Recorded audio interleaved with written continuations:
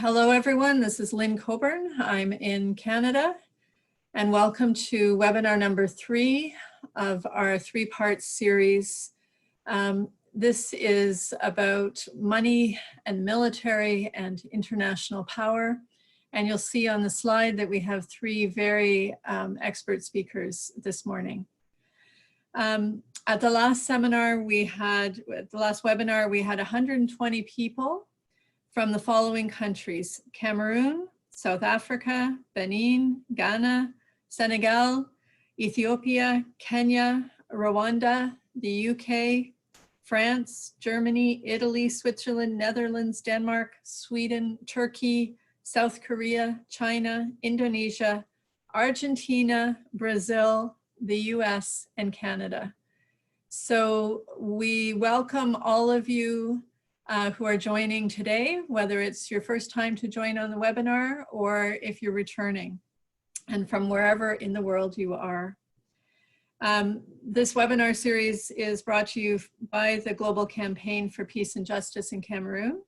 We're a very informal group of academics, activists, journalists, lawyers, students, just other people who are around the world who believe in the urgent need for peaceful resolution of the Anglophone crisis. We are not taking any side in the conflict. We're nonpartisan, apolitical, while also urging Cameroonians to seek nonviolent and political solutions, not military solutions to the crisis.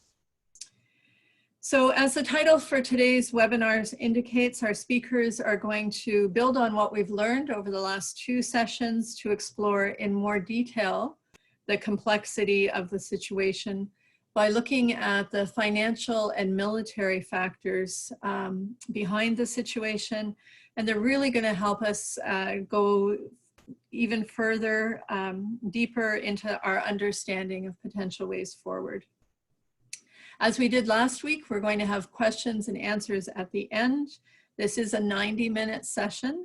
The speakers will each have a chance to speak, and we will wrap up the presentations by about 10 to the hour. So about 45 minutes presentation. So at any point you can post your questions using the Q&A chat box, and the question and answer moderators will collect those and pass them on to us. So our first speaker is Chris Roberts, who's in Calgary this morning. Chris is a political science instructor at the University of Calgary. He holds a Master of Strategic Studies from the University of Calgary and will soon complete his PhD from the University of Alberta. He's president of the African Access Consulting and was a founding director and later the Western Canada Vice President for the Canadian Council on Africa. Wide-ranging research interests, including African comparative politics and economic development, international relations, Canadian foreign policy, and foreign intervention in Africa. And as you will see in a minute, he's really become an expert in the Cameroon situation as well. So welcome, Chris. Please go ahead. Great, thank you, Lynn, and welcome to everybody who's here from around the world. Thank you for taking time out on your Saturday. We're not gonna, the 3 of us are not gonna go into detail in terms of the history of the conflict. All those issues have been sort of addressed by our previous speakers, the 2 excellent panels we've had over the last couple of weeks. So I'm going to talk more specifically, I'm going to get deeper into the foundations, the dynamics of the conflict as it has evolved over the last 3 years, both in terms of the 3 areas that Lynn just mentioned. The economic issues, some military security issues, but then particularly a question that many people have asked for the last couple of weeks, which is why is the international community seem so slow to react to Cameroon? And I'm going to sort of point out the very intelligent and crafty way that this regime in Cameroon has insulated itself against international censure. And I don't think people understand how complex that insulation is. So I'm going to end with that with my presentation today. So I am going to, I have some slides here. I know not everybody can see the slides. I'm assuming now that the slides are available. Is that just shake your head, Lynn, if everybody can see the slides now? Okay, good, thank you. I have a few slides here, which some of which are very dense, and people will be able to look at the slides again once they're posted or the video is posted. But some of these issues are some of the things that we have not really addressed in terms of the empirical complexity or dynamics of the situation as it has evolved in Cameroon over the last 3 or 4 years. So that's my goal today, is to just sort of outline some of the complexities and some of the real challenges for people that are concerned about the conflict, whether they're engaged in Cameroon on all sides or outside of Cameroon. These are the things that we have to address as the realities that get in the way of working towards peace and compromise in the conflict. And again, this is from an outsider's perspective, obviously not an insider's perspective. So I'm not going to go into all these. We've talked about all these over the last 2 weeks. I see 6 cascading crises engaged in Cameroon right now, and this doesn't even include probably the 7th cascading crisis, which has evolved in the last, what, 6 to 8 weeks, which is the COVID-19, which is another layer of complexity in terms of all of these things. So I'm not going to go into all that. Everybody that's on this call understands elements of all of these issues and how they all are interrelated. But I'm going to talk about 3 specific things. I'm going to talk about the political economy of Cameroon, which has been under stress for a while, and it is more under stress today. The military security dynamics of the situation, which are always evolving, and people need to understand some elements of that. I'm going to highlight a couple. And then this issue of international diplomatic insulation. Too many people think that there is 1 or 2 main outside actors which are getting in the way of nudging all sides, or the regime, or the opposition groups in the Northwest, Southwest regions, to come to some kind of a negotiating table, or to come to some kind of compromise. The situation is way more complex than that, and people that are interested in peace and compromise need to understand that complexity.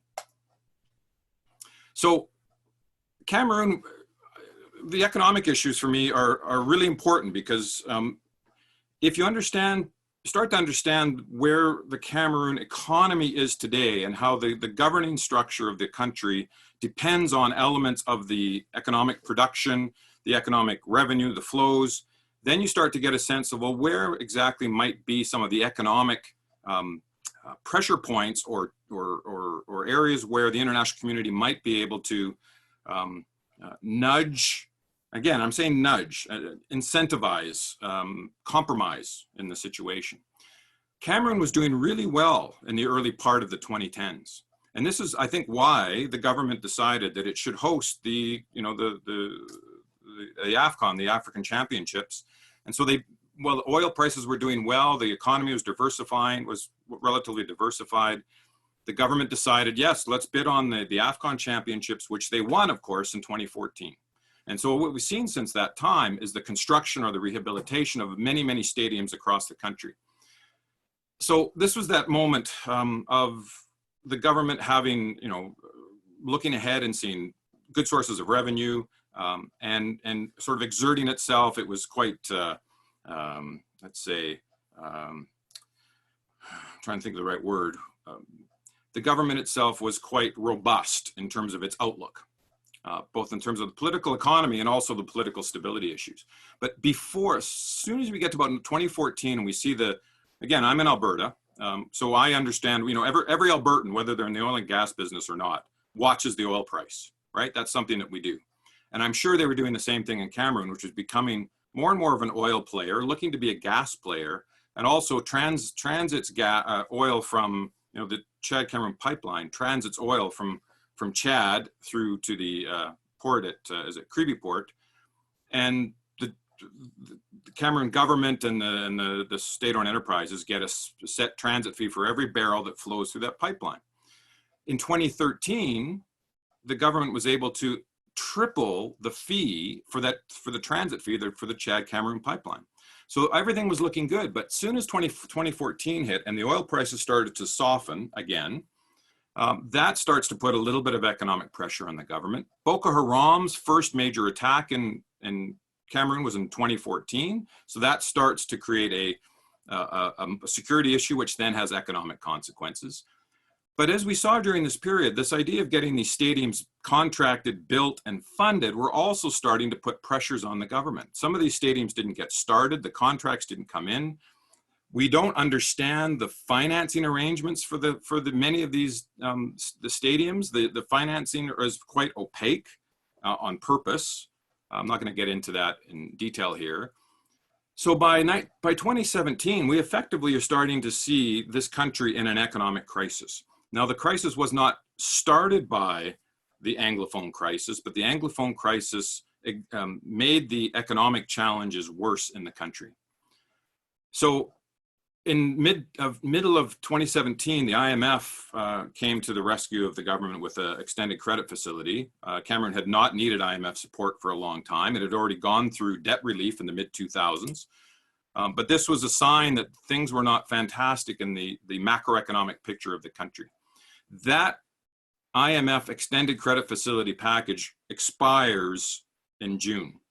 So again, looking for international economic pressure points, there's a pretty good chance, given the situation is worse today than it is in 2017 in terms of monetary and fiscal issues in Cameroon, that the government, which we know is already asking for debt relief related to now the COVID-19 crisis, of which many countries, the poorest countries, have gotten some commitments in terms of not maybe debt relief, but interest payment relief. The government is looking at leveraging the COVID crisis to get more IMF and maybe Paris Club support. So that's something to watch.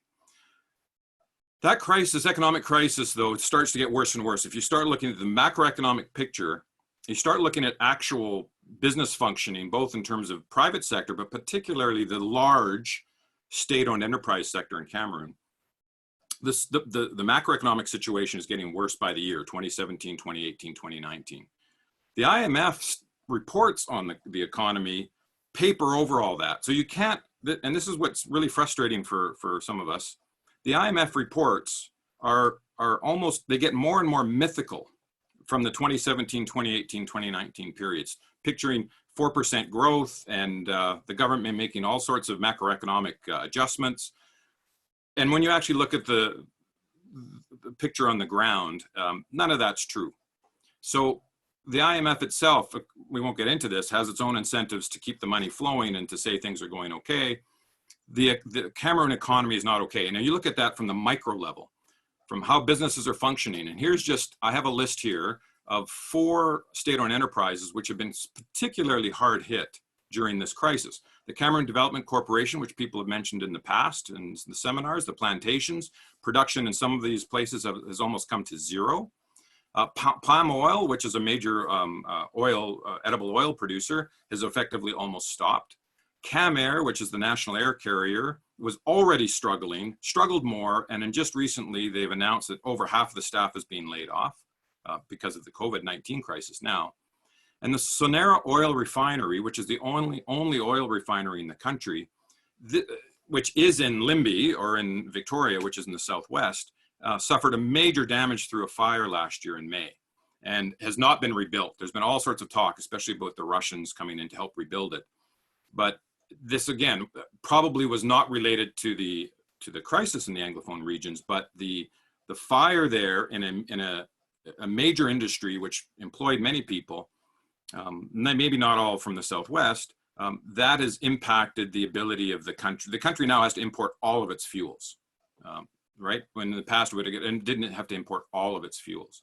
So here's, specific, these are, and talk about the number of individual farmers that have had to leave their crops, or people that have moved from displaced around the country. The microeconomic picture of the country is horrible. And the macroeconomic statistics are being really, really slow to catch up. So what we see is, we can see this, the budget, the national budget of the country has dropped by $500 million between from 2019 to 2020, which is somewhat related to the lack of revenue that the government has and the lack of ability to borrow more because the government is already highly indebted. Now, I'm going to show a picture here. I know not everybody can see it, and you'll be able to see it on the video, but if you sort of track where the government gets its revenue, versus where it spends it, you start to see the issues where shrinkage in parts of the economy directly impact the ability of the government to raise revenue domestically. And so that forces it to either reduce spending or increase borrowing. And we've seen both: decreases in revenue, decreases in spending in some government departments, increases in borrowing locally and internationally. Again, I'm not going to go into all of this, but for instance, the national government gets about 27% of its revenue on an annual basis from value-added tax. As soon as the economy starts to shrink, of course, value-added tax is going to be reduced. So is corporate tax, so is personal income tax and payroll deductions. What we've seen now with the COVID crisis, which hits hospitality and a lot of these areas, the value-added tax is even shrinking faster than it was shrinking before February of 2020. Oil prices have collapsed. That's going to have major impacts on the ability of the government to raise revenue.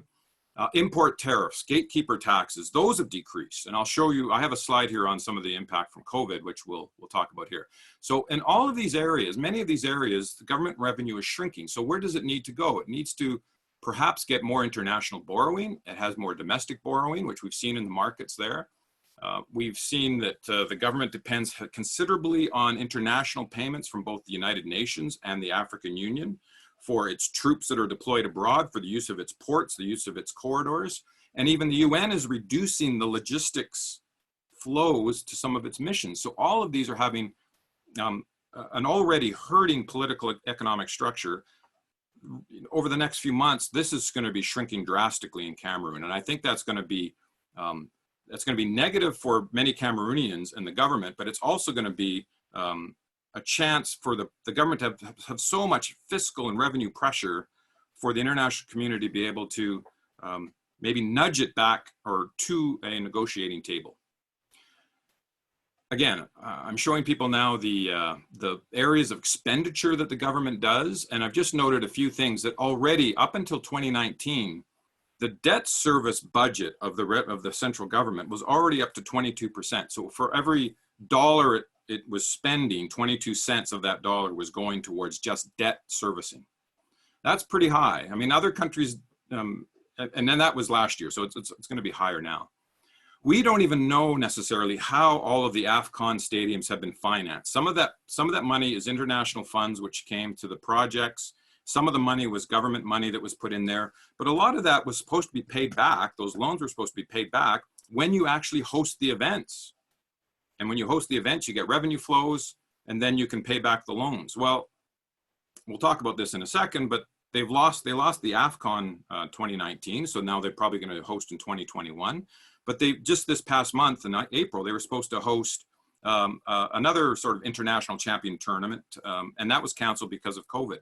So even the money that was supposed to come to pay for the stadium loans is not coming in. And the defense budget is up.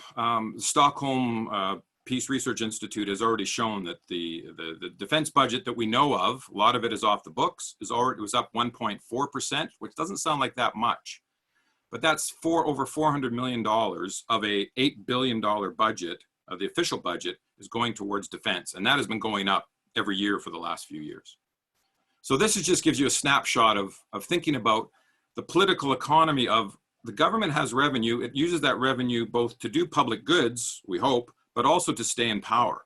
And by having reduced revenue, it's going to have a more difficult time keeping everybody in all the state-owned enterprises, the commissions, the civil service, the military. It's going to have a harder time keeping everybody paid up. And we've seen that in terms of delayed payments for civil servants. The issue then is, who do you prioritize your money going to? You're going to prioritize it going to the security forces.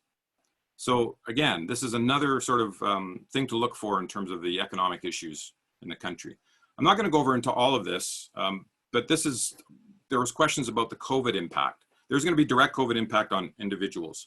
But in terms of the government, in terms of the market price for oil, in terms of the, where is the government going to turn to for revenue when it can't get the oil revenue and some of the other gatekeeper taxes? My concern is, as somebody who watches the natural resource sectors closely, is that you're going to start to see more concessions for timber, for plantations, more license, like trying to get more and more licensing fees for things, which means it's going to be even a tougher strain on the environment, on the local communities. And this picture showed up on social media just in the last few weeks, which is out of Cameroon, which is what some people are estimating is a 500 to 1,000-year-old tree trunk, which is being carted away for either shipment or processing. And the controls, which are already pretty lax in Cameroon on timber and timber exports, could get even weaker because of the direct and indirect impact of timber licensing and fees on government. So things to watch for on terms of the COVID. So that's just the economic picture.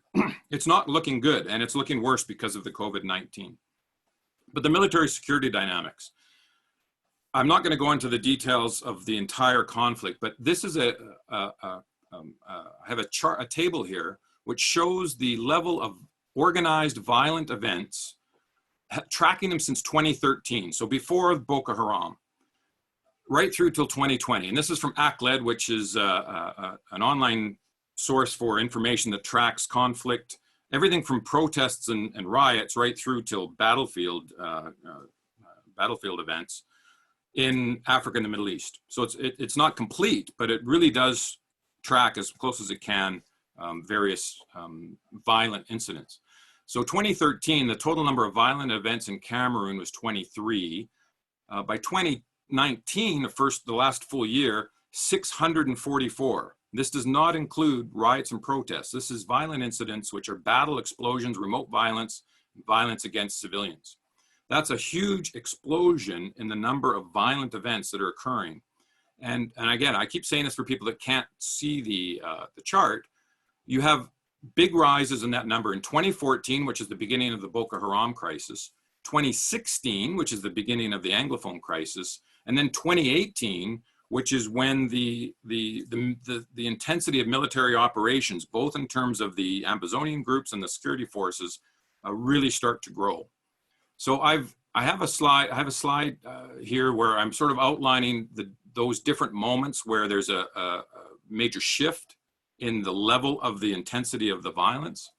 And again, I don't want to go off the details here, but it does show you that the dynamics of the crisis has changed. And I think, prevention and earlier pressures for compromise might have been easier earlier on, but as the intensity of the violence gets worse, and as we've seen in social media in terms of atrocities, etc., the ability of the government to say, well, we're going to keep investing in the military solution, so we're going to win. The ability of the various Ambazonian groups to say, we're never going to compromise until we have separation. We're not going to talk about federalism. We're not going to talk about anything else. People are getting more hardline in their positions. So one of the things that we've seen since this period, and I'm going to talk about this down here, which is the militarization of the Bamenda Bafut Airport. I have a series of maps here, which I want to zip through because I want to take up too much more time, but it shows that the government is investing, even though it's under fiscal crisis, it's under economic crisis, it's having constrained spending, it is investing heavily into the security operations as opposed to thinking about other political or other kind of negotiated solutions. Of course, the government, because of the war on terrorism, it received military support from various countries, particularly the United States. And here's a picture of the two surveillance aircraft, which they were supposed to use in the north. They got delivered in 2018. They're supposed to use them against Boko Haram. But we have heard, again, anecdotal reports that sometimes people in the Southwest see one of these aircraft flying over the Southwest, and they're really good at trying to pick up infrared signatures and to find hidden bases in heavily forested areas. Plus, there's also UAVs, which are being operated by the BIR. Again, we're supposed to be used for Boko Haram, and again, they're being used in the Southwest and the Northwest. Over the last year, the government has also received new, even though they're used, Bell helicopters, which the BIR operates. They now operate, used to operate 2, and now they operate 4. So even though the U.S. reduced its military assistance to the government, it's actually allowing, through, I guess, export permits and They're allowing the export of used helicopters to the Beer, and they are operated, we have pictures, they're operated in the Northwest Southwest. So here's one of the Bell 412 helicopters, and we now know that there's 2 newer ones that have been delivered in the last year to the Beer. One thing I want to talk about was the militarization of this corridor. And there was a really good article in the Al Jazeera just a couple of days ago. A photojournalist was actually in this region and was taking pictures of between the airport and the Bafut airport and Bamenda, showing that the destruction along that corridor is really high. And we knew that. The intensity of operations between Bamenda, Bafut, and Mankon, that whole area, has been seriously disruptive to people's lives over the last 2 years. But why is that? And I'm going to show some pictures here of the Bamenda airport, which of course has been around for a long time and is a commercial airport, but it's also been a base of the Cameroon security forces for a number of years. There's always been a beer base. People can't see, there's always been a beer base based just outside the Bamenda airport. Beer was set up, a decade ago to deal with smuggling and poachers, etc. But the Bamenda airport, this is a picture of the Bamenda airport, December 2018. There is, it's nothing too substantial there, but we're starting to see already construction at the airport. Here's the beer base, which has a certain level of activity. You can tell by the vehicles. And then this area up here, which is near the Bamenda airport, there's nothing going on, but a year later, we can see there's a new helicopter facility. This is a helicopter launching pad, helicopter facility, a brand new facility here. Here's one of the Bell helicopters on the runway.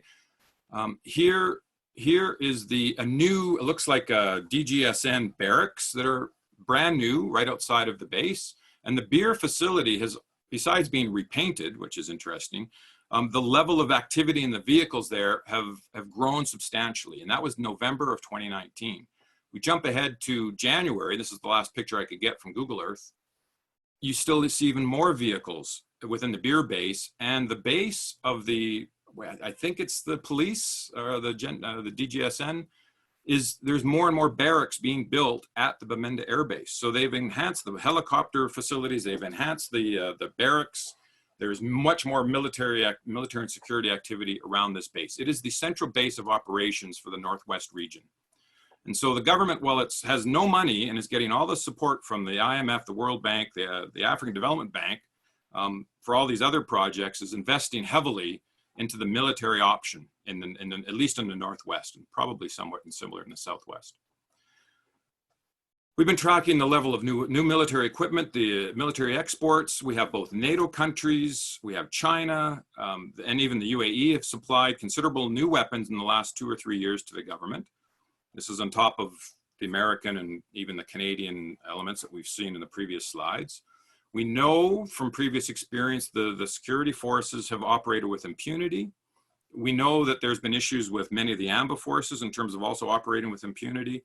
There's been good reports on all this. Most people are aware of the Wallenberg CHRDA report from last year, which only focused on crimes against humanity. It didn't focus on war crimes. It didn't focus on genocide. The crimes against humanity were bad enough, right? And well documented reports, majority from security forces, but also showing the elements of the Ambazonian forces, which are also involved in some crimes against humanity.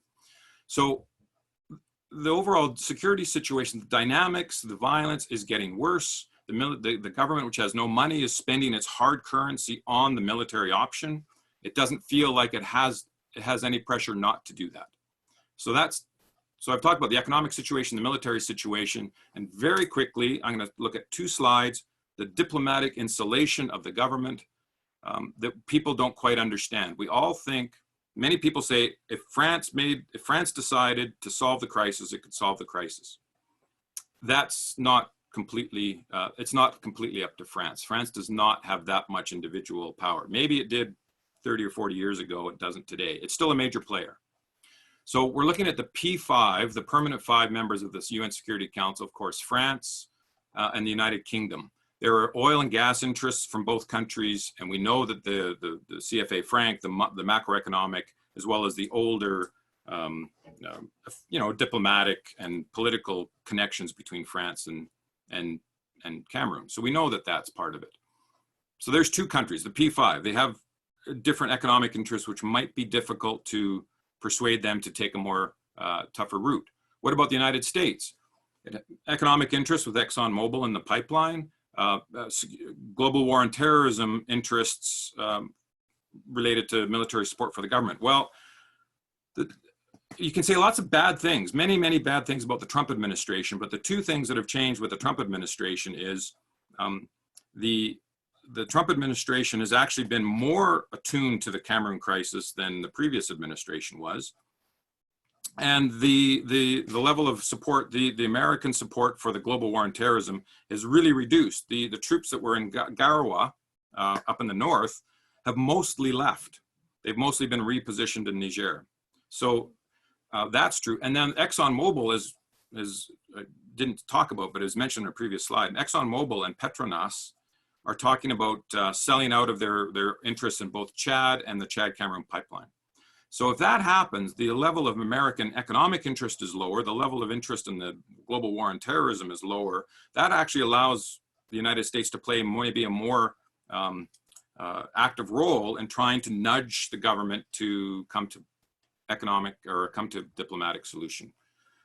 We know that China and the Russia both have heavy economic interests and are big stumbling blocks of the UN Security Council in terms of supporting Cameroon and not allowing the issue to actually make it on the official agenda. That is a huge roadblock, which I'm not sure how to overcome. But Nigeria is not that keen on a real diplomatic solution or a negotiated solution to the conflict for its own internal reasons. Both MINUSCA depends on Cameroon, both troops and corridor. The African Union depends on Cameroon for many things related to regional peace and security. So the UN itself, the agencies, not the members, but the agency of the UN dependent on Cameroon. So we're going, well, okay, well, out of those, so the P5, the United Nations, Nigeria, none of those countries have a big incentive to actually move. Well, what about the international organizations? They're still lending money or giving money to the government, so that's tough. What about the Francophonie or the Commonwealth? Well, we've seen neither group move on Cameroon like they've moved in the past on questions like Nigeria, Zimbabwe, and kicked countries out. So we have to understand that this Biya administration has insulated itself against diplomatic and economic sanctions by making itself, even though you'd say, well, it's a weak state, how can it do that? It makes itself indispensable in so many ways to so many different countries. It's tough for any country to put pressure. So what we would say is, well, then the middle powers need to do something. Well, who are the middle powers we could think about? Canada, Ireland, Norway. These are the three countries that are currently competing for the UN Security Council, which has a vote on June 17th to replace, I think it's Germany and Belgium. So these three countries, including Canada, which is my country, and even Norway, which is seen as a good middle power that's willing, these countries are constrained of what they will say negatively about Cameroon because they need as many votes for the UN Security Council seats as possible. So, for instance, Canada has economic interests. Here's a middle power we would think might be the front of this. Canada has economic interests. They've supported one of the stadiums through Crown Corporation support. There's a Canadian company, which is actually owned by a French company that's building the stadium, built the stadium in Douala. Norway has a large oil and gas interest. One of its biggest oil and gas companies is economic interests in Cameroon. And Ireland, maybe not so much, except for Ireland is heavily involved in peacekeeping and wouldn't want to rock the boat on peacekeeping issues. So even some of these middle powers that we think might take up the role will not take up the role because they don't want to lose any votes. So Cameroon is in a very solid position in terms of the UN Security Council, in terms of all these international organizations. And this is one of the biggest reasons why there seems to be so much silence, is because Cameroon has a little bit of leverage with many, many, many different players. And we have to be aware of that if we're interested in trying to get all of the sides and getting the international community to try and focus on peace and security. So I'll leave it there. That's my last slide. I thank you. I know a bit over time, but we really needed to figure out the dynamics of those three major areas. So I will stop sharing and mute. Thank you so much, Chris. Very, very interesting to have that analysis. Our next speaker is Juliette Paauwe. Juliette is a senior research analyst with the Global Center for the Responsibility to Protect. She conducts research on and advocates for populations at risk of mass atrocities, focusing on Cameroon, Nigeria, Sudan, and South Sudan. Prior to joining the Global Center, she interned and then worked for the Dutch Ministry of Foreign Affairs and the International Criminal Court.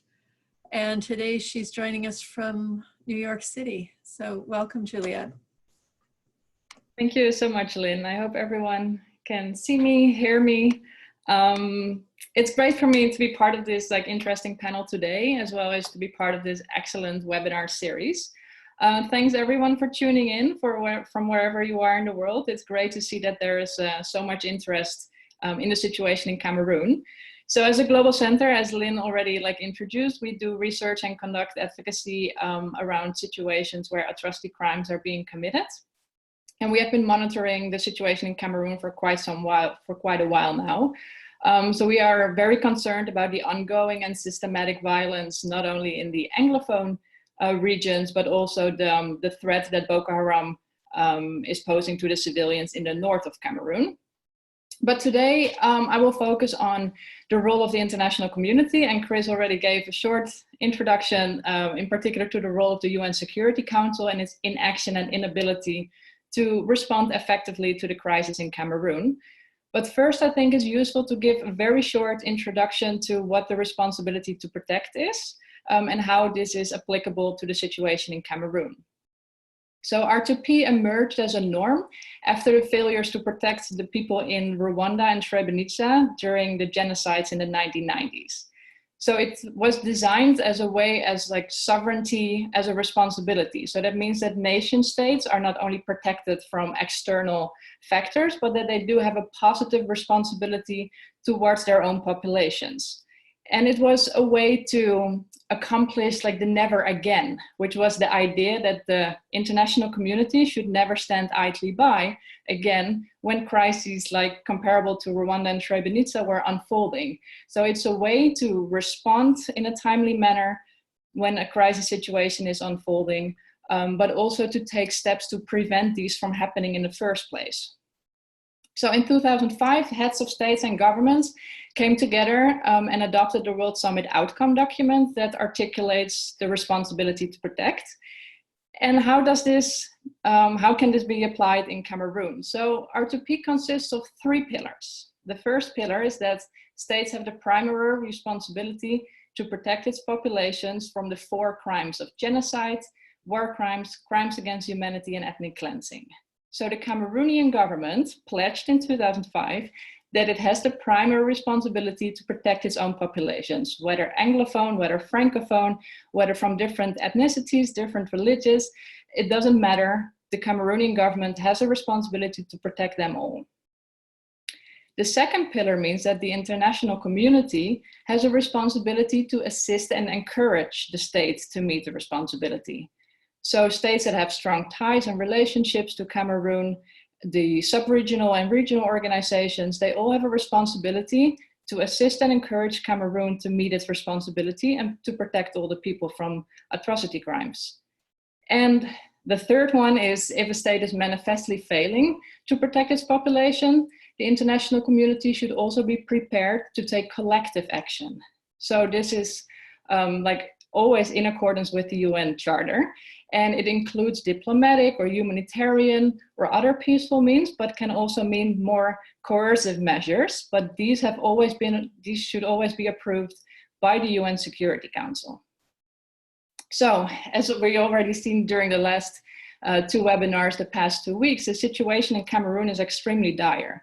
In particular in the Northwest and Southwest regions. Thousands of people have been killed, hundreds of thousands have been displaced or crossed the border with Nigeria.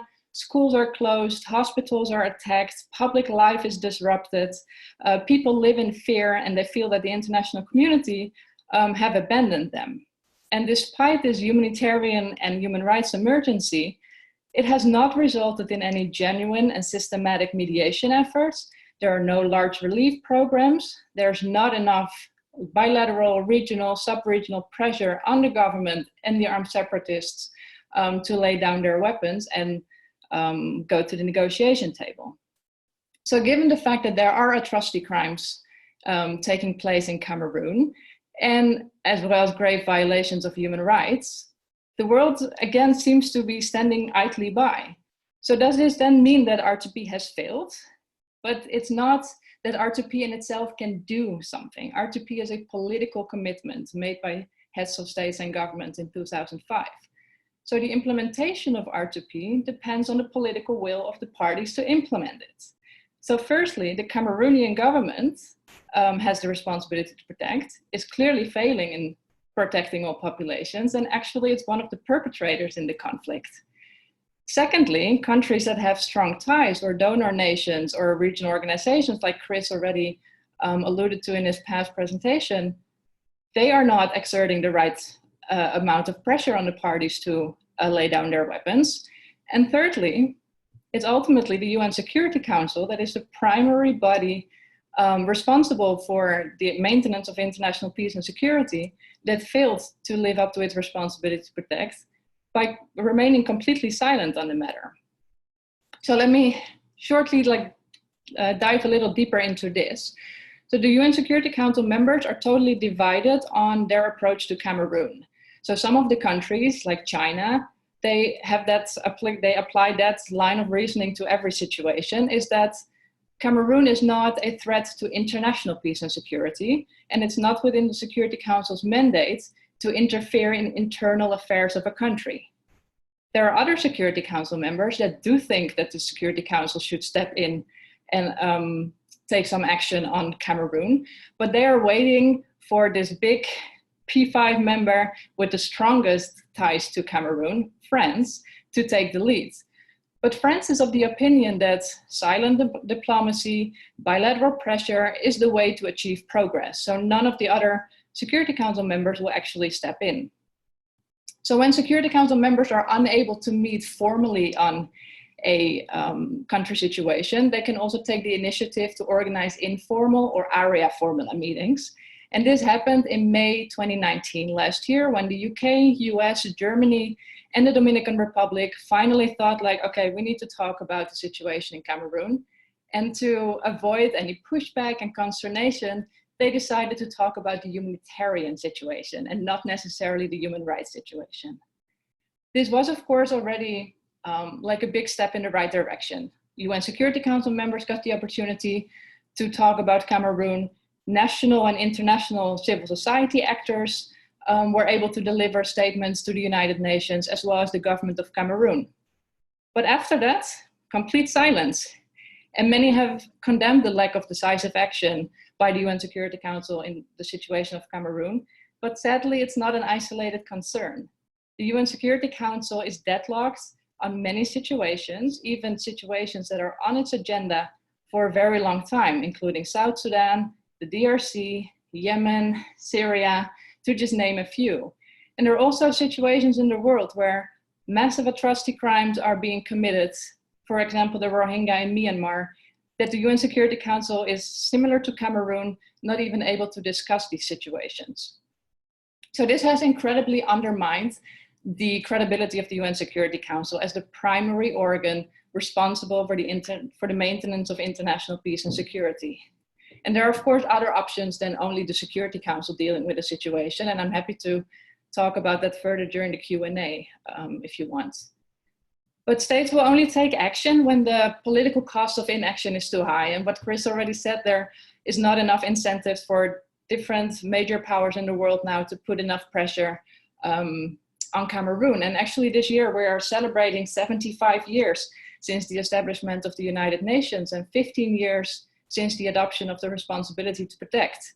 And the entire system that was created after the Second World War, based on human rights, humanitarianism, multilateral diplomacy, it's all under threat.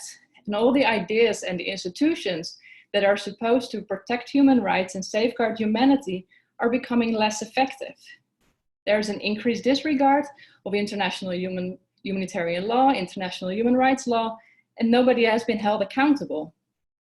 So what is necessary for an effective response to the situation in Cameroon is the pressure on the parties to lay down their weapons and to stop pursuing a military solution to the conflict.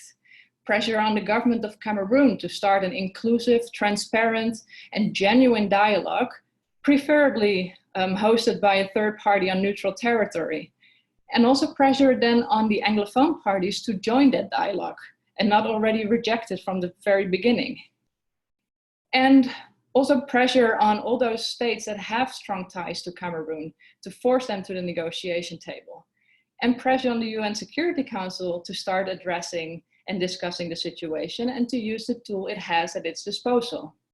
And to also comment what Chris just said about the the COVID-19 pandemic, it creates opportunities. Like the UN Secretary General called for a global ceasefire, and that has created opportunity in some places, but also has been largely ignored by others. In Cameroon, there's unfortunately only one armed group that unilaterally decided to adhere to the ceasefire in order to open up for humanitarian access to make sure that there's broad testing happening.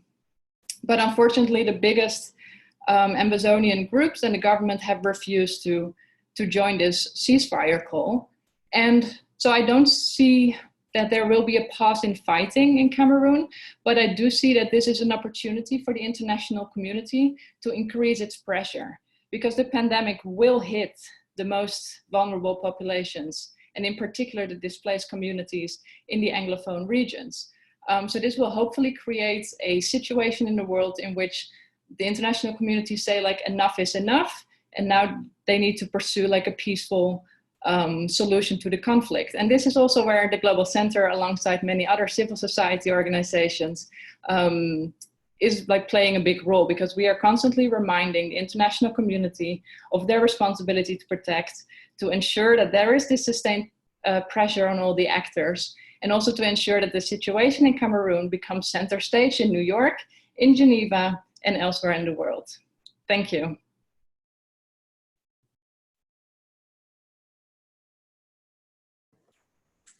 Thank you very much, Juliette. That was a really wonderful overview of what's happening on that stage. We wrap up this series with someone who is from Guzang in the northwest region of Cameroon, and has been a really important observer, player, and just contributor to many of the dialogues and discussions that have been happening. Dr. Christopher Fomunyoh is a senior associate for Africa and the regional director at the National Democratic Institute for International Affairs. He's organized international election observation missions to dozens of African countries and has designed and supervised country-specific democracy support programs for over 20 African countries. He interacts regularly with African heads of state, cabinet ministers, elected officials, and political and civic leaders. He's an adjunct faculty at the African Center for Strategic Studies and has published academic articles on African politics and democratization. So welcome, Chris. Thank you very much, Lynn. It's a wonderful opportunity to be here and to be on this very distinguished panel.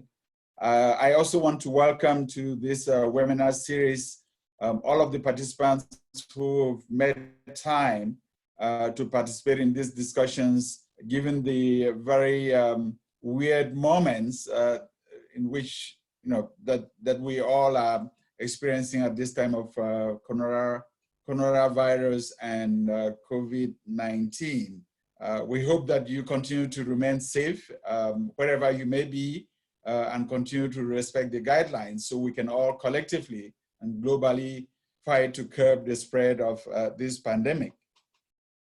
About 1 year ago in May of 2019, while testifying before the UN Security Council at the area formula that Juliette talked about. The Secretary General of the Norwegian Refugees Council, Jan Egeland, had this to say, and I'll just quote with your permission. He said, when brutal fighting displaces hundreds of thousands of civilians, usually international alarm bells are set ringing. But the shocking crimes, the shocking unmet needs of thousands of people fleeing violence in Southwest and Northwest Cameroon has resulted in no systematic mediation efforts, no large relief programs, little media interest, and too little pressure on the parties to stop attacking civilians. He also added, and I quote, "The collective silence surrounding the atrocities is as shocking as the untold stories are heartbreaking," end of quote. He went on further to say that the crisis in Cameroon was one of the most underreported or neglected crises around the world. I agreed with him at the time, and I still agree with him now, most unfortunately. We have seen how the situation has deteriorated in the past 4 years, from petitions written by law-abiding citizens to peaceful, organized demonstrations, to armed conflict, and now to gross violations of human rights and atrocities that are being conducted on a daily basis with the utmost impunity.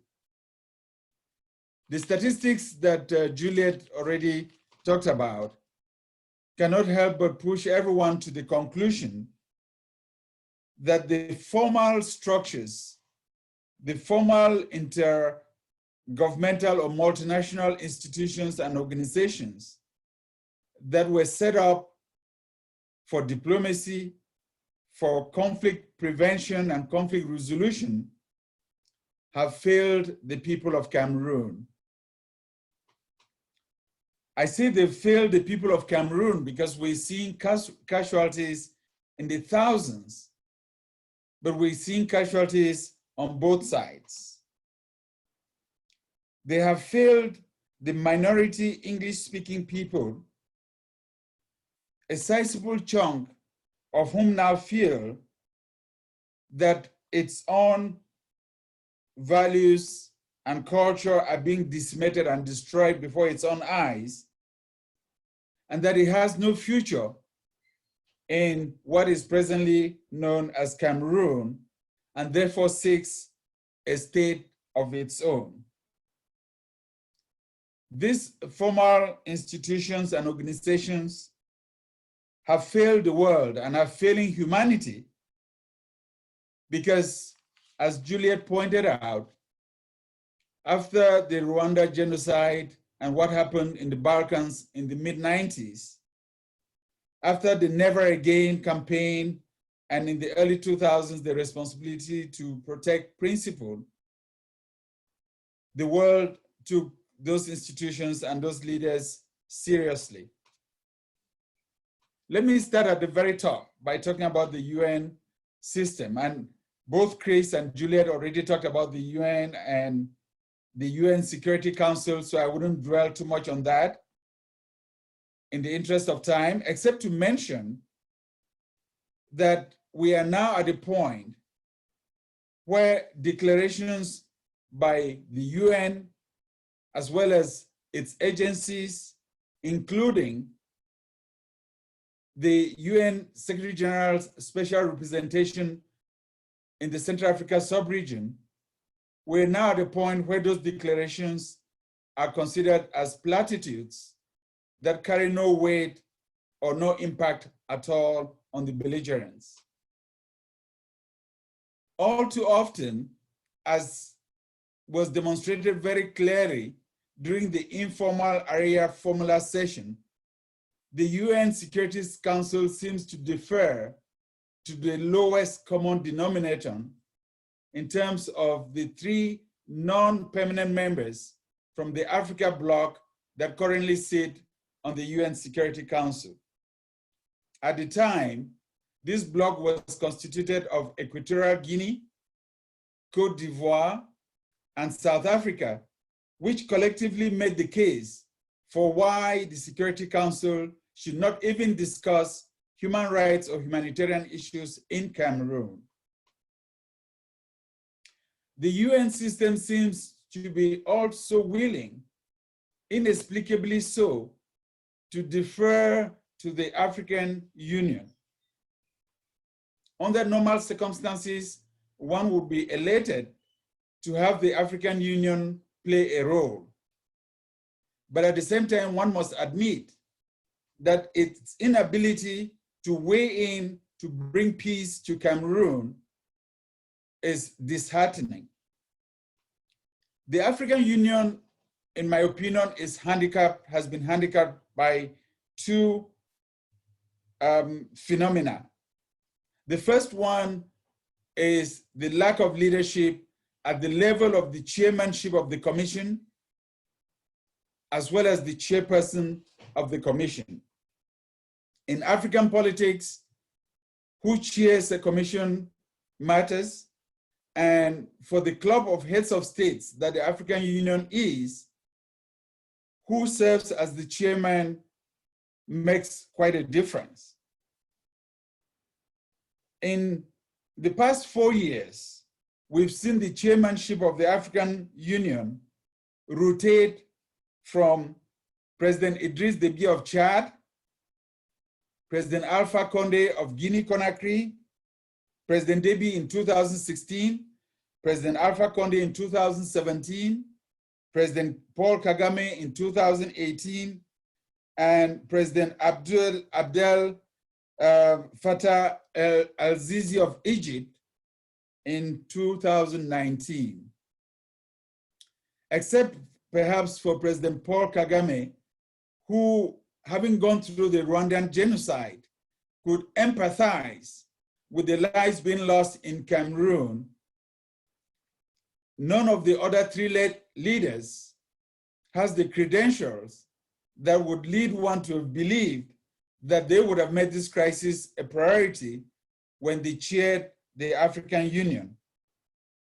Unfortunately, also in 2018, when Paul Kagame was the chairman of the African Union, the priority that had been adopted by the African Union General Assembly of Heads of States was on internal reform, institutional reform of the continent-wide organization. The second handicap that the African Union has is its total reliance on the principle of subsidiarity, which implies that issues on the African continent should first be dealt with by these 5 sub-regional entities, economic entities, that make up to which countries on the continent belong. That is to say that if there are issues in Southern Africa, that SADC should take the lead, or when there are issues in West Africa, that ECOWAS should take the lead. And the African Union would only come in as a secondary level of intervention. Unfortunately, Cameroon finds itself in the Central Africa sub-region, where the economic community of Central African states is noted to be the weakest link amongst the 5 sub-regional entities of the African Union or of the African continent. The ECAS or ECCAS shows its weaknesses for a number of reasons, and I'll just highlight 3.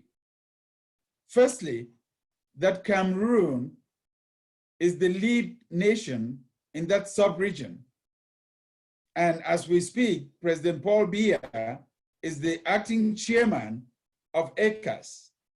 And so that's tantamount to saying when Nigeria has a problem in West Africa, to expect the other smaller West African countries to get in and intervene, or should South Africa have an issue in the Southern Africa region, that solely that the responsibility to intervene would be incumbent on those other smaller states. Secondly, the Central Africa sub-region, unfortunately, has the highest concentration of long-serving autocratic regimes in the world. The two longest-serving heads of states in the world today are of countries in the Central Africa sub-region. And except for Cameroon and Gabon, and maybe Central African Republic and Sao Tome and Principe, the leaders of the other countries in the sub-region are former military men who have over the years transformed themselves into civilian leaders. Their track record on issues of human rights and humanitarian issues is pretty thin, and it's out there for anyone to see, which explains why they haven't demonstrated the desire to help bring an end to the conflict in Cameroon. The last point, I think, is extremely relevant to the present conflict, in the sense that in the entire Central Africa sub-region, there is not an Anglophone community that exists in any of the member states.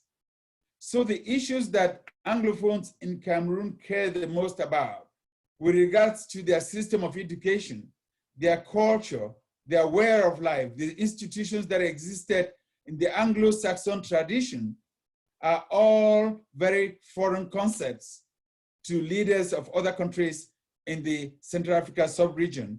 And I think the cumulative effect of these 3 points highlights the reason why we haven't seen the level of engagement at the sub-regional level that we've seen with crises in other parts of the African continent.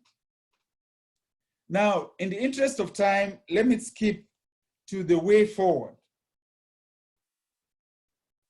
How do I think the international community can play a constructive role? Despite the points that I just highlighted, I still believe that there are opportunities for the international community to weigh in to bring about peace and justice in Cameroon. In fact, there are not only opportunities. I see that as probably the only way out to create an environment in which Cameroonians could sit down and negotiate an end to the hostilities. First, I believe that the nations of goodwill would have to, at some point, put in the balance the responsibility of acting as opposed to the consequences of inaction. And hopefully, as they continue to receive pressure from some of their own constituents, there will come a time when they would be able to hold the perpetrators of violence in Cameroon accountable. Secondly, I'm also counting on opinion leaders and influencers who in the past 3 years have demonstrated their ability to influence international debate and discourse on the Cameroon crisis.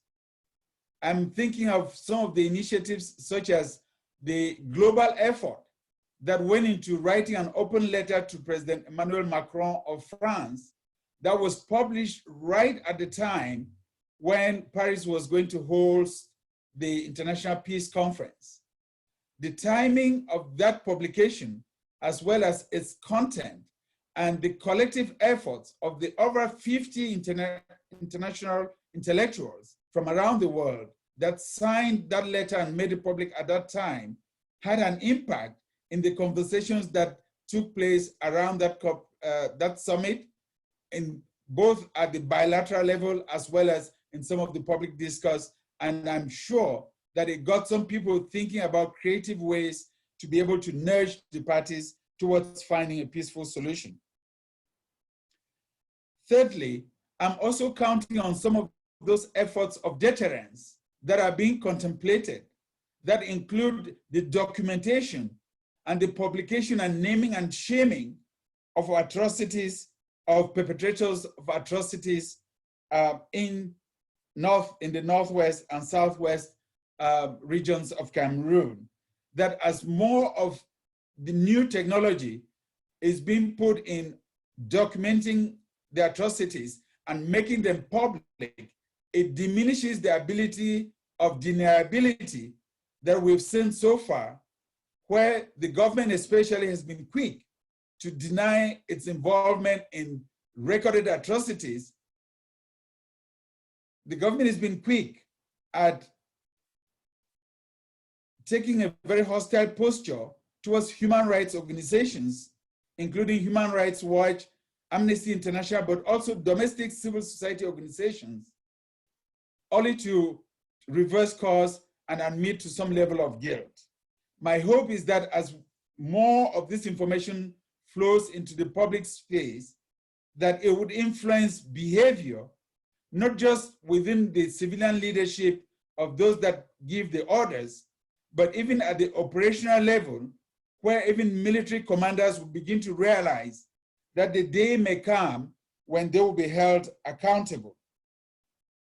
Finally, I want to be able to count on friends of Cameroon and Cameroonians in the diaspora who continue to advocate for peace and justice in Cameroon. And what we've seen, for example, with resolutions passed in the US Congress have been direct consequence or direct results of lobbying efforts by Cameroonians who've told the story of their families and loved ones left behind. To conclude, I'll just put forward 3 very concrete objectives, which I think people on this call can collectively pursue. 1, to stop the killings and atrocities in Northwest and Southwest Cameroon. 2, to build or create a pathway to peaceful negotiations that will be inclusive in nature and that can bring all of the parties to the table with the assistance of third-party mediators. And I say that because the level of mistrust, the level of hatred, the level of suspicion that now exists in Cameroon, it's something that I haven't seen in my close to 66 decades of existence. It is going to be incredibly difficult to expect that after the thousands of killings, after the atrocities that have been committed in villages, in urban and in rural areas, after the people that now live in bushes, in refugee centers, and internally displaced persons, that Cameroonians left to their own volition are going to sit in a room all by themselves and find a pathway to a peaceful resolution of this conflict. And my third objective would be to bring the parties to address in a very substantive and direct manner all of the root causes of this conflict and the genuine grievances that Anglophones have in terms of defining their place and their future. I thank you very much for your time and attention, and I look forward to responding to any questions that our participants may have. Thank you very much. As you can imagine, there are many questions coming from our participants today, as well as questions that we weren't able to get to in previous seminars. And so I think we're going to start with a combination of 3 or 4 questions that are all about the same topic, which is how do we get to the kind of dialogue that I think we're hoping for. Can you give us your views on the Swiss-led initiative? Why hasn't the UN or other international communities forced the Cameroon government to go for the Swiss talks? Do you think that the Swiss-led talks might be successful? Is there a possibility to have a meeting without predetermined outcomes using that process? Is there another process that we need to really focus on? So let's go in the order in which you spoke. We'll start with Chris Roberts. I don't know, just summarize that question again. It seems so broad. Sorry, it is a very broad question. I guess, what's your view on the Swiss-led talks? And is there hope that they could happen in a way that would not have predetermined outcomes? Well, I mean, I absolutely agree with Chris that the importance of a mediated third party, talks is critically important. So whether it is the Swiss talks or some other format, I don't think is matters as much as having a format where both sides, and I say this with respect to both sides have to be able to sit down at this point without not just predetermined outcomes, because nobody's gonna be able to predetermine the outcome from negotiations, but right at the moment there's too much people won't even sit down at the table unless certain things happen first. And I think that is an obstacle in itself. People need to start talking without and I understand many of the specific requests that we will not sit down until certain people are released or there's a ceasefire, etc. But if you look at the history of negotiations, most of which start in secret between principles of conflict, the talking needs to start, because as people get more entranced and entrenched into their positions, you can't even get to a position of compromise until you're actually having people sit around the table.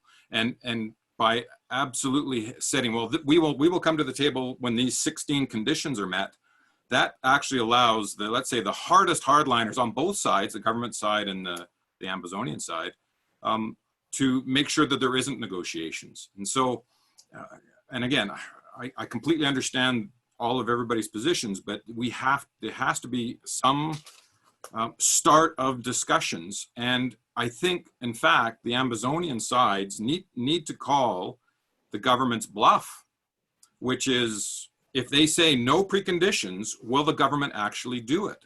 And until the government is forced to actually show its position, the international communities can sit back and say, well, the government says it'll negotiate, but the various groups say they won't in terms of some preconditions are met. And so the government's off the hook. And that's the way I've looked at this for about the last little while. So I'll just leave it there. Thanks, Chris. Juliette?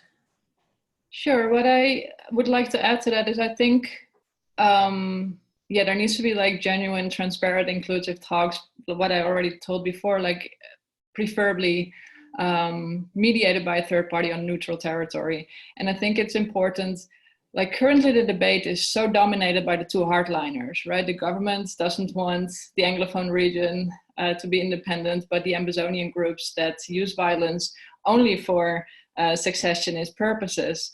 That's really problematic, because there are way more Anglophone parties that are now silent in this debate because they're dominated by the hardliners that have other views. And these views are not articulated enough in the international arena yet.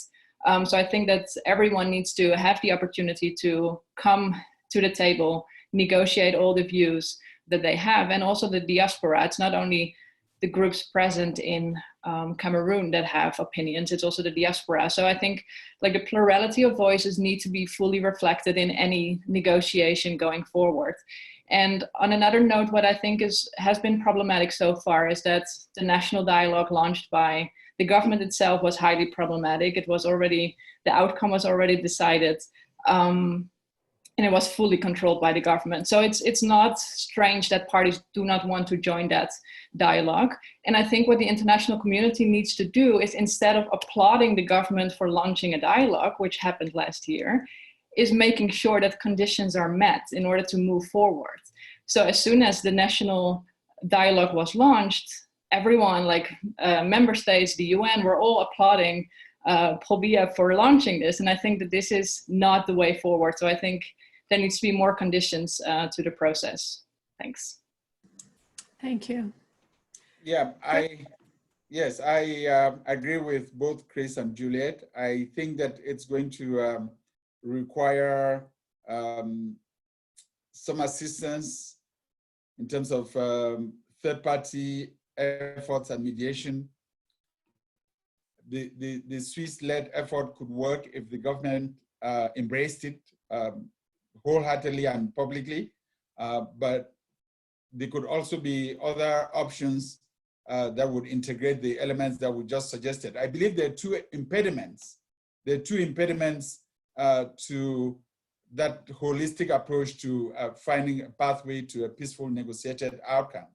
One is that some people within the government still believe that the government of Cameroon can win this militarily. And that's, for me, most unfortunate, because they're not projecting to the next 5 years or 10 years or 15 years. That if between 1961, when the federation was created, and 2017 or 2016, no Anglophone was shot for being an Anglophone, no village was burned because of an Anglophone conflict. And look at what has happened in the past 3 or 4 years. If you think that you can just win this militarily, then project to the next 10 years and the next 20 years and figure out how that population will be feeling at that time and how we risk finding ourselves in the situation in which the world found itself between the First World War and the Second World War. Second impediment is the fact that some people within the country still believe that this issue can only be resolved internally and that they don't need third-party assistance. And I think that's also a false premise, because we look at other African countries. The DRC is one example that went through a series of inter-Congolese dialogues outside of the DRC, in Ethiopia for many years, and finally in South Africa. And then finally, when they got the peace in South Africa, they came back into the DRC and implemented it. We can look at Cote d'Ivoire. When Cote d'Ivoire had its crisis, Ouagadougou became the place for mediation, and Burkina Faso played that role until the Ivorians could agree to resolve their differences, and then they went into Cote d'Ivoire and implemented the agreement. So there are examples even on the African continent where issues that have begun internally are resolved outside the boundaries of the country in which the dispute is being fought out, in order to create an environment where everybody can sit around the table and resolve their differences. And I think that will need to happen in the case of Cameroon. Thank you. There's also been a number of questions about UN Security Council and alternate paths. So let's start with this one for Juliette to start, and then we can have the others join in. Do you think there's any possibility for the implementation of the responsibility to protect Pillar 3, which calls on the UN Security Council? Can you elaborate on alternative action paths that the UN Security Council might use that you sort of touched on, but wanted to have a little bit more discussion about? Sure, these are very good questions. I will try to be concise given the time. I think first for Pillar 3 is like the ultimate last resort kind of opportunity for R2P to like step in. Like the first 2 pillars, where the primary responsibility lies with the government and the assistance and encouragement of the international community under the second pillar, are the most important. Like given the fact that the Security Council is deadlocked on many situations right now, and military intervention without consent by the Cameroonian government is not desirable. It will not lead to any peaceful resolution in the short term. So I think that Pillar 3 needs to be avoided, and there needs to be more focus on Pillar 1 and Pillar 2. And in this regard, many states have already taken like steps under their pillar 1, like for example, or under pillar 2 in like encouragement and assistance. For example, it was mentioned earlier this presentation, the United States has cut like military training and support to the Cameroonian government over human rights violations. Germany has done the same. There were trade privileges were cut by the United States. So these are all ways in which like individual members can make concessions out of the government of Cameroon. And in terms of other like alternative ways to establish peace without going through the Security Council, there is of course also the big Human Rights Council in Geneva that has many tools at its disposal to respond to human rights situations. It's unfortunate that Cameroon has become a member of that same council. So these are like kind of the issues that needs to be addressed as well. Like how can a country that violates human rights at a massive scale can still become a member of the Human Rights Council? But the Human Rights Council has many ways of responding to the situations as well. And there are like 2 things within the broader UN system that can also be further explored. It's the Uniting for Peace initiative of the UN General Assembly, especially in situations where the UN Security Council is unable to exercise its primary responsibility of the maintenance of international peace and security. The UN General Assembly, in which all member states are represented, can step in and maintain or restore the international peace and security for particular situations. And one last thing that I also want to mention is there is Article 99 under the UN Charter, which says that the UN Secretary General may bring to the attention any situation which he thinks is a threat to international peace and security. So the UN Secretary General has the power to force the UN Security Council to discuss the situation in Cameroon if he thinks it's necessary. So these are the options I want to throw out there. Thank you. Thank you. Would either of the other 2 speakers like to address that question? Could I just really quickly say something? Just really quickly. The composition of the United Nations Security Council is going to change. Sorry, can everybody hear me? Yeah. Sorry. Okay. After the elections in June for the Security Council, there's a good chance that the Security Council is going to change compositions considerably, which means you're going to have Canada, Ireland, or Norway in the Western European seat. You're going to have India in the Asian seat. You're going to have Mexico in the Latin America seat, and probably Kenya is going to replace South Africa. So there is a chance, given that mix of different countries on the Security Council, that again, the permanent members are a problem, but the non-permanent members can push and prod, nudge, and maybe make a little bit of a difference, because now that we do have both Equatorial Guinea that's now off, it's been off, and then even a slight composition and change of the African members might make a difference to UN Security Council, at least looking at this again, maybe through the informal mechanisms. Thank you. I think we'll end up with a question about the opportunities, I guess, that we have touched on related to the pandemic. So the questions that some people have been asking have to do with to what extent has COVID-19 lessened the military conflict in Southwest and in the North? Do we have any information about that at this point? What can the international community do to promote a COVID-19 ceasefire? We know that there has been efforts to bring awareness to the ceasefire efforts, but is there more that could be done? I can take a shot at that. I think that more needs to be done than a global, non-specific call for a ceasefire because of COVID-19. I also realized that there's been some official statements praising the one group that accepted to respect the ceasefire, but I believe that there ought to be more targeted messages encouraging the government and the other groups to also commit to respecting a ceasefire during this period of the COVID-19 pandemic.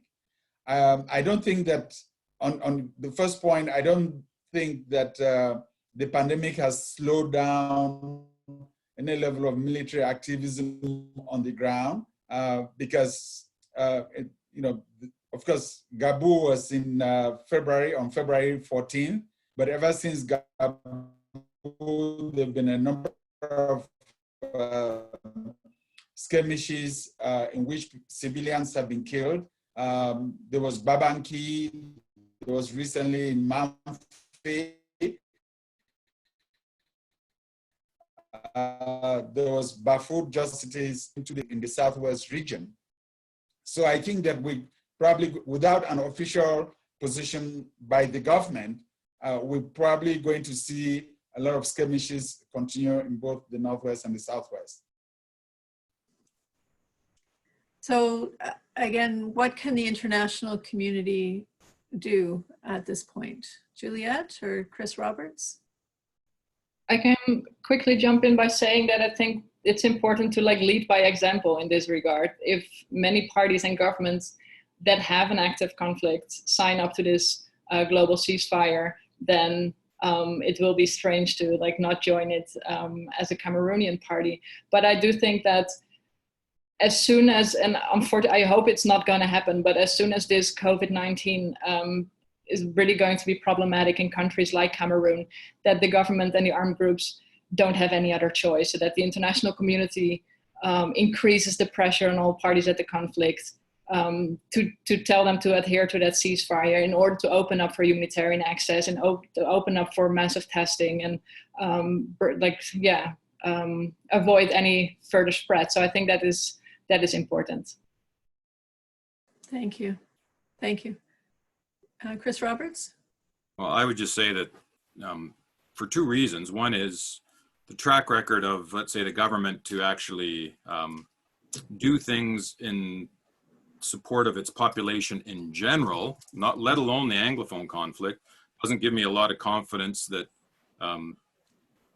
behavior is going to change with COVID-19. But the other problem, of course, is the lack of information the lack of hard information that we get from what's going on the ground. Trying to get reliable information from the Northwest, Southwest regions is really, really tough. There's internet lockdowns, there's journalists, international journalists basically aren't allowed to go. Because there's a lack of information, it allows all actors to get away with more than they probably otherwise would. So it doesn't give me, I don't think COVID-19, unfortunately, is going to make a lot of difference in behavior. And the government has already just announced yesterday that it was doing relaxation measures in terms of isolation and stuff. So, Cameroon was one of the hardest, most African countries have not been hit that hard compared to, for instance, where Juliette is in New York. So they were feeling the economic impact. So they're starting to say, well, we're going to undo some of the restrictions. So I just don't have any faith that behavior is going to change. Thank you. I want to give each of you just 30 seconds if there's anything else that you want to say before we wrap up.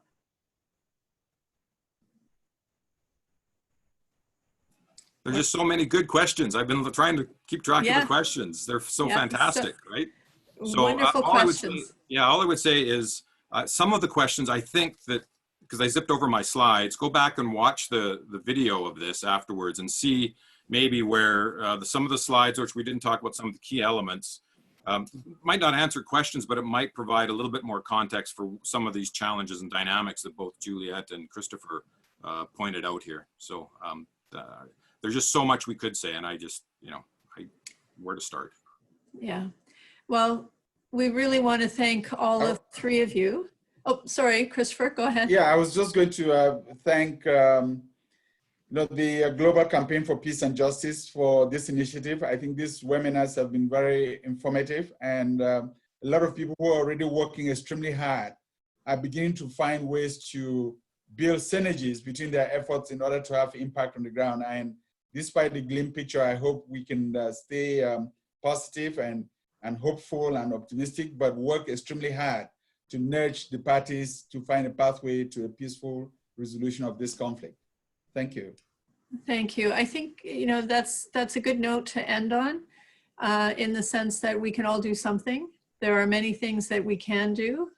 It can feel like there's very little that can be done, but I think there's always action that can be taken to work towards more peaceful resolutions and justice in the situation. So many good questions. We really appreciate all the good questions, and they will be posted on the website as much as possible. We'll provide some answers as well. We want to thank the behind the scenes team, excuse me, as this is the final webinar. We really want to thank the people who've made it happen. You've heard my name throughout, and a little bit from Arcady, but there's also Brian and Melissa and Rebecca and Tanya and many others who have helped to make this happen. So we really want to recognize all of their efforts and say a big thank you to all of you for making this such an excellent series.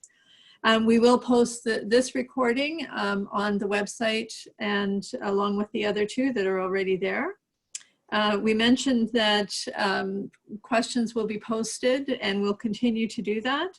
Valeria Alagrosi from Human Rights Watch has sent along some answers to 4 specific questions that were posed to her after the first webinar.